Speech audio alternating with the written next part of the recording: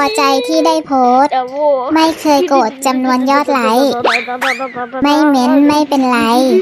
โพสต์เพื่อความสบายใจเท่านั้นเอง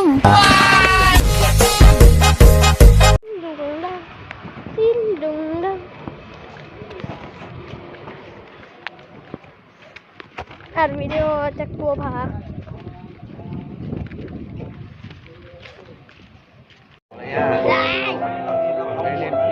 ถ่ายรูปอ่ะดีไง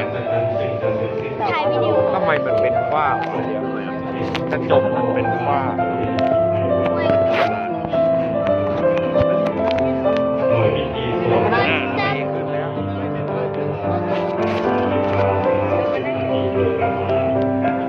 ถ่ายอะไรตัวหล่อเนี่ยถ่ายจำพี่โอ๊คได้ไหมเนี่ย จำได้ป่ะพี่โอ๊คเนี่ย ถ่ายแว่นให้ครับถ่ายแว่นให้จำได้ไหม หลบอยู่นะ หาได้ไหมเนี่ยจำได้ไหม สมัยก่อนที่หนูมีอยู่กับพี่โอ๊คกับพี่แบงค์ไงที่นั่งถ่ายรูปที่บันไดบ้านที่พี่โอ๊คชอบแกล้ง จำได้แล้ว พี่โอ๊คขาร้องไห้ตอนที่พี่โอ๊คขโมยของเล่นอ่ะจำได้ไหม